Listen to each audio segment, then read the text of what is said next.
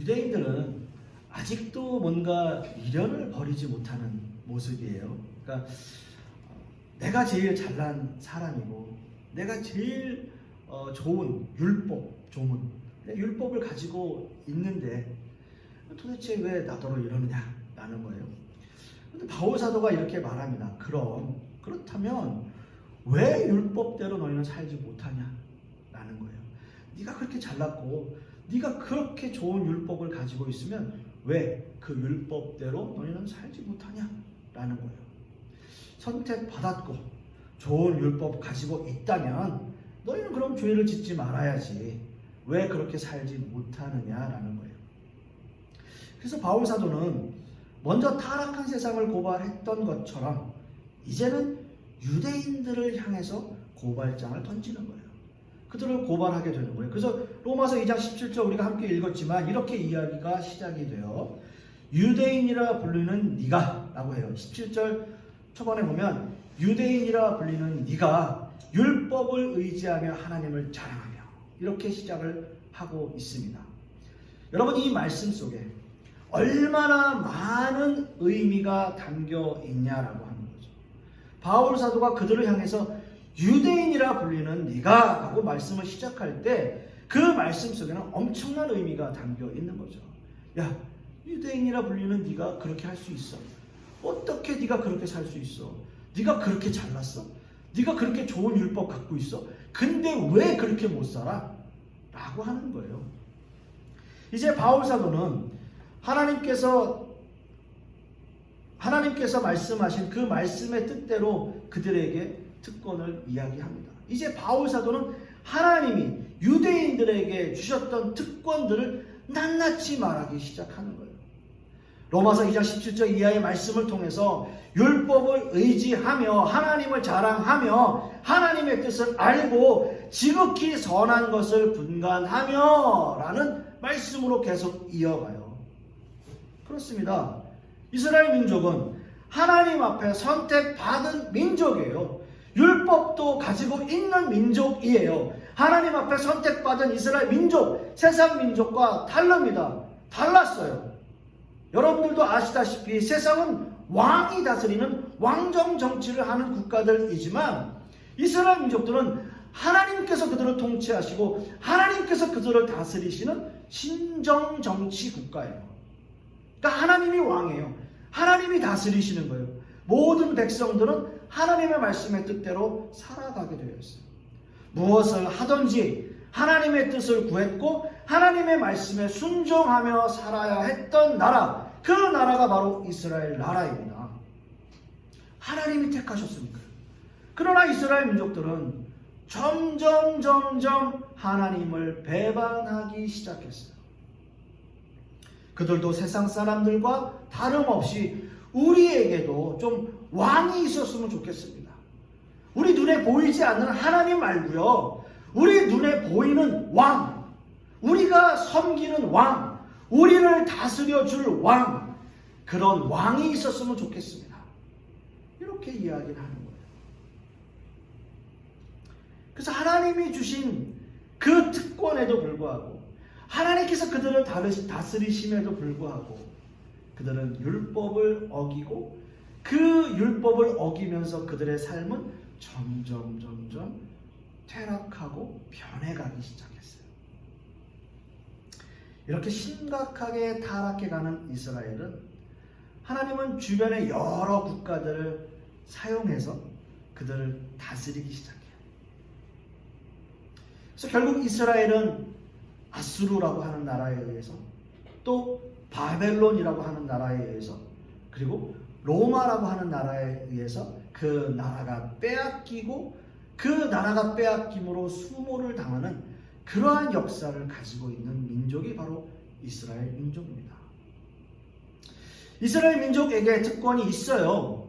당연히 특권으로 인한 자부심도 가지고 있어요. 하나님 앞에 선택받은 민족이라고 하는 그 엄청난 특권, 자부심이 있습니다. 그러나 그 특권과 자부심에도 불구하고 하나님의 말씀에 순종하지 않는 이스라엘 민족의 역사를 한번 여러분 보세요. 정말 참담해요. 정말 어렵게 살았어요. 이제 바울 사도는 좀 더 구체적인 유대인들의 그 죄악들을 낱낱이 고발하기 시작합니다. 그래서 로마서 2장 20절 이하의 말씀을 보시면 유대인들의 구체적인 죄악들을 나열하는데 바로 그것은 근본적으로 그들에게 있어서 우상 숭배와 도적질을 이야기해요. 우상 숭배와 도적질.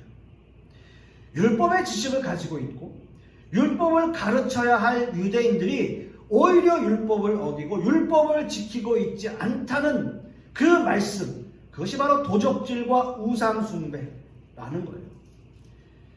도적질과 우상 숭배는요, 굉장히 구체적인 죄의 모습입니다.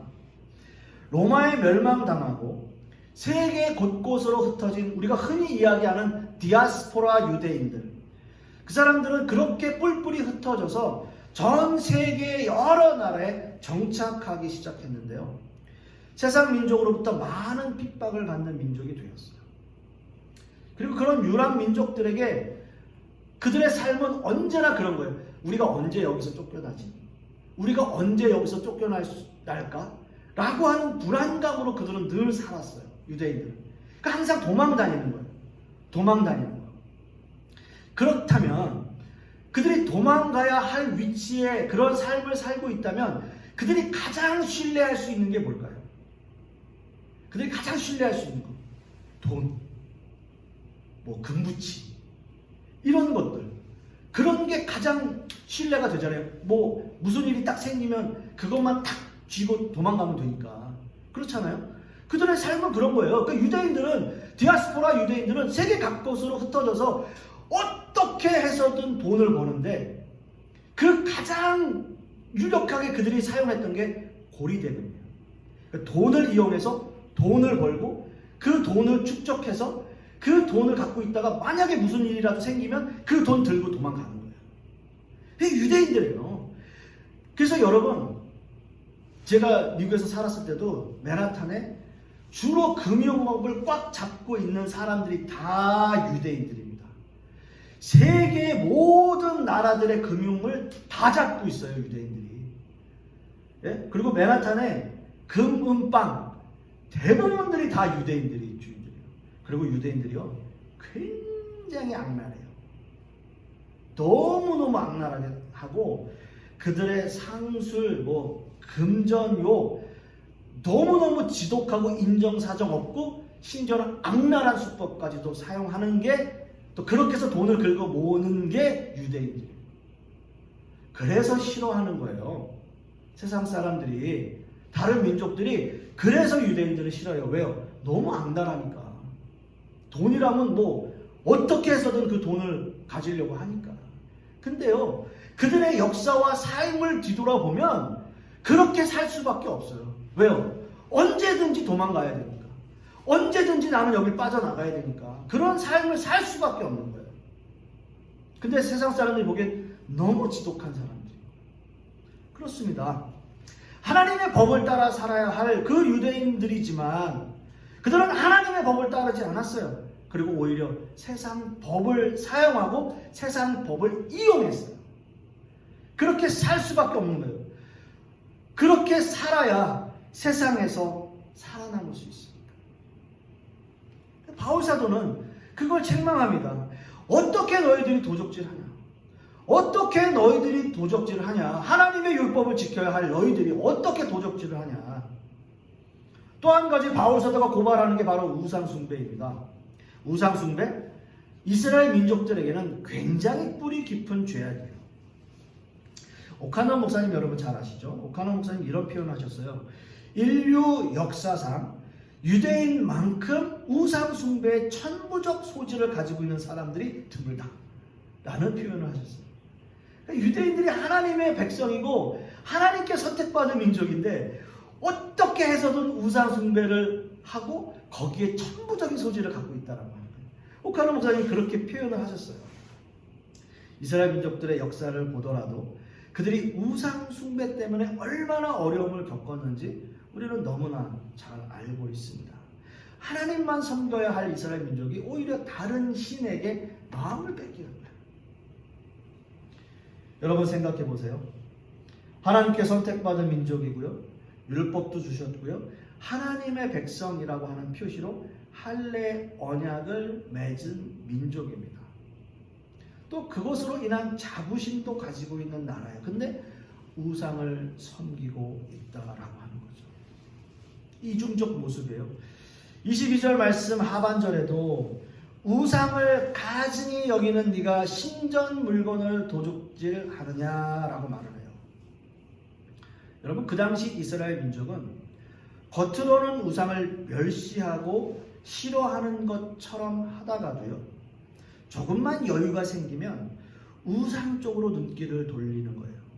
또 우상을 멸시한다고 하면서도 돈을 벌 수 있는 일이라면 신전 우상에 드려진 재물들을 훔쳐서 이방인들에게 다시 되팔곤 했어요. 이것이 이스라엘 민족들의 모습이었어요. 그런 모습을 가지고 있었어요. 바울 사도는 이런 이스라엘 민족의 모습을 하나님 앞에 고발하는 거예요. 그래서 2장 24절 말씀에도 보면 기록된 바와 같이 하나님의 이름이 너희 때문에 이방인 중에서 모독을 받는도다 라고 말해요. 여러분, 바울 사도가 이 말씀을 선포하면서 얼마나 부끄러운 모습이었을까요? 한번 생각해 보세요. 또 이 말을 들어야 하는 이스라엘 민족들은 얼마나 부끄러울까요? 나 때문에 하나님 아버지가 부끄러움을 당한다면, 예? 여러분, 그 심정이 어떻겠어요? 사랑하는 성도 여러분, 참 안타까운 것은 우리 주변에서도 교회에 대해서 좋지 않은 말을 할 때, 또는 교회에 대해서 비난하고 비방할 때 우리가 그것에 대해서 변명의 여지가 없다라고 합니다. 내가 그것을 어떻게 커버할 수 없다라고 하는 거. 여러분, 그게 너무 안타까운 거예요. 그리고 너무 부끄러운 거예요. 뭐라고 제가 그것에 대해서 변명의 여지가 없어요. 그리고 잘 들어보면 또 그 말이 또 맞아요. 그 말이 맞아요. 오히려 교회 때문에, 오히려 그런 신자들 때문에, 그런 사람들 때문에 예수 그리스도의 십자가가 무시당한다라고 하는 거예요. 예수 그리스도의 십자가가 피로 세워진 이 땅의 교회가 정말 어떻게 보면 유일한 희망인데 그 희망이 점점 의미를 잃어가고 있잖아요. 그게 교회의 모습이에요. 우리 한 사람 한 사람 우리가 다 교회이고 정말 교회로서 정말 우리가 정신 똑바로 차리고 살아야 돼요. 여러분, 정말 그렇습니다. 우리는 또 코로나 이후를 생각해야 되잖아요. 지금 뭐 많이 이제 실내 마스크도 어느 정도 해제하고 근데 우리나라 사람들은 절대 안 벗는데요. 외국 사람들이 외국 그런 그 뉴스에서 보니까 한국 사람들은 다 해제되는데도 마스크 안 벗는다. 몇 가지 이유가 있대요. 화장 안 해도 되고 또 이렇게 민낯을 드러내는 것을 이제는 좀 더 꺼려하고 몇 가지 그런 이유가 있는데 그 이유도 좀 그래요. 우리가 그런 시대 이후를 생각해야 되고 또 교회도 우리가 어떻게 지금 이 시대 이후에 포스트 코로나 시대를 살아가야 할지 참 많은 고민을 해야 하는 시대입니다. 여러분, 하나님의 이름이 너희 때문에 이방인 중에서 모독을 받는다. 여러분, 이렇게는 되지 말아야죠. 우리가 이렇게는 되지 말아야죠. 우리 때문에 하나님께서 영광을 받으신다. 우리 교회 때문에 하나님께서 영광을 받으신다. 이렇게 돼야 되지 않겠습니까? 마지막으로 바울 사도는 오늘 말씀을 통해서 유대인들에게 하고 싶은 말이 있었어요. 그게 여러분 뭔지 아십니까? 유대인들이 어떤 모습의 유대인들이 되기를 원했느냐, 이 말씀을 지금 이 시대를 살아가는 우리에게도 그대로 적용할 수 있어요.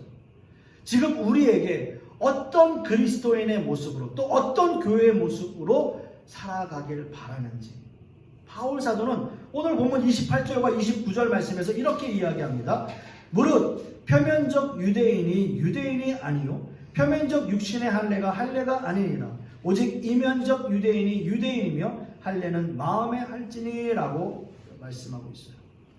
자, 여기서 표면적이라고 하는 것은 겉으로, 우리가 겉으로는 유대인이 아니고 또 겉으로 드러나는 모습으로만 유대인이라 할 수 없고 라는 뜻이고요. 또 이면적이라고 하는 것은, 이면적이라는 뜻은 내적으로, 우리의 속마음, 내적으로 라는 뜻이에요.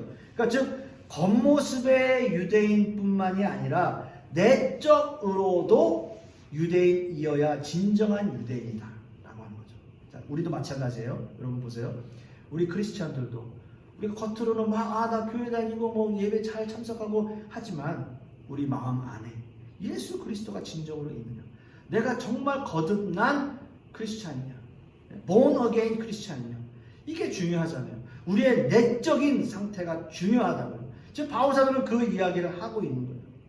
이스라엘 민족은 그야말로 하나님 앞에 선택받은 하나님의 백성이고 아브라함의 자손들이에요. 그리고 하나님께서 그 고귀한 율법을 주셨고 언약의 표로 할례를 받았습니다. 이건 정말 대단한 겁니다. 이건 엄청난 은혜예요. 그러나 그럼에도 불구하고 이스라엘 민족은 그 위선과 자부심으로 특권 의식을 가지고 살았어요. 바울 사도는 이것을 비판하는 거예요. 아무리 하나님 앞에 선택받은 선민의식이 있고 율법과 할례를 가지고 있다 하더라도 그런 겉모습으로는 진정한 하나님의 백성이 아니다. 중요한 것은 내적으로, 내면적으로 진정한 하나님의 백성이어야 된다라고 하는 거죠. 진정한 크리스찬은, 진정한 그리스도인은 내면에서부터 시작해요. 겉모습뿐만 아니라 우리 안에 내적으로도 내면적으로도 진정한 크리스찬이어야 합니다. 사랑하는 성도 여러분, 과연 우리는 어떨까요? 여러분 한번 생각해 보시고 여러분 한번 여러분의 신앙을 점검해 보세요. 나는 겉모습뿐만이 아니라 우리의 내면적으로도 내적으로도 나는 진정한 크리스찬인가? 우리가 함께하는 공동체 안에서 우리의 내면적 모습, 우리는 충분히 속일 수도 있고 겉으로는 되게 신실한 것처럼 이야기할 수 있고, 또 교회 안에서도 뭐 직분자로서 나는 장로고 나는 권사예요. 근데 과연 그 사람이 교회 밖을 나가서 그런 모습으로 살고 있는지, 교회 안에서의 모습과 똑같은 모습으로 우리가 세상을 살아가고 있는지. 솔직하게 말씀드리면 저도 마찬가지예요. 저도 이렇게 여러분들에게 설교하고 이런 말씀을 선포하고 있지만 과연 나는 이 교회 밖을 나가서 세상 가운데서도 그런 목회자의 모습으로 살아가고 있는지 생각하게 됩니다.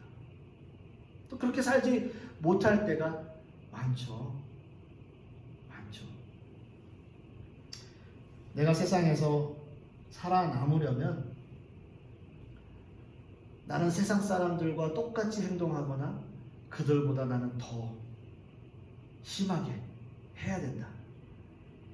그런 생각하면서 산다면 진정한 크리스찬의 모습이 아닐 수도 있습니다. 바울 사도는 이렇게 이야기하는 거죠. 그래서 우리의 내면까지도 그리스도인의 모습이어야 된다라고 하는 거죠. 사랑하는 성도 여러분, 우리가 진정한 크리스찬으로 사는 것은 세상에 대해서 나를 숨기는 것이 아니라 오히려 더 성숙한 모습으로 살아야 한다라고 하는 거죠. 그래서 우리의 내면의 모습까지도 진정한 크리스찬의 모습으로 살기 위해 노력해야 된다라고 하는 거예요. 그런데 마지막으로 여러분들 한 가지 말씀드리고 싶습니다. 우리가 그러나 여기 이 함정에 빠지면 안 돼요. 세상 사람들이 인정해 준다는 것에 함정이 있어요. 교회 안에서도 인정해 주고 교회 밖에서도 인정받아야 한다라고 하는 그 압박, 거기에 너무 현혹되지 마세요. 우리가 세상에 대해서 진정한 크리스찬의 모습을 보여서 크리스찬으로 인정받는 건 중요한 일이지만 우리의 모습이 세상에 인정받기만을 위한 삶은 아니어야 된다라고 하는 거예요. 그래서 29절 하반절 말씀에 이렇게 기록합니다. 그 칭찬이 사람에게서가 아니요 다만 하나님에게서니라 라고 말을 해요. 그렇습니다. 우리가 진정한 크리스찬으로 살아가는 것 중요하죠.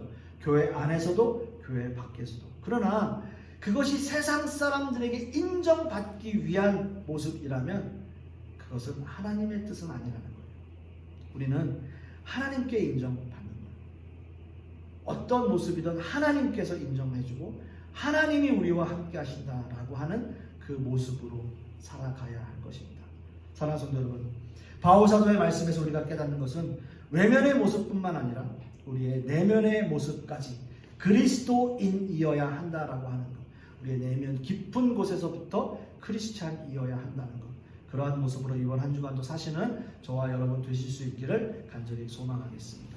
기도하겠습니다.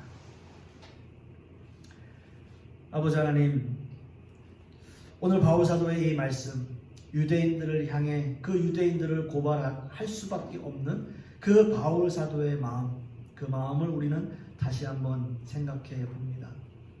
그러나 그 말씀이, 그 고발이 유대인들 뿐만을 위한 그 고발이 아니라 우리 모든 세상 사람들, 믿는 하나님의 백성들을 향한 말씀임을 우리는 다시 한번 깨닫습니다.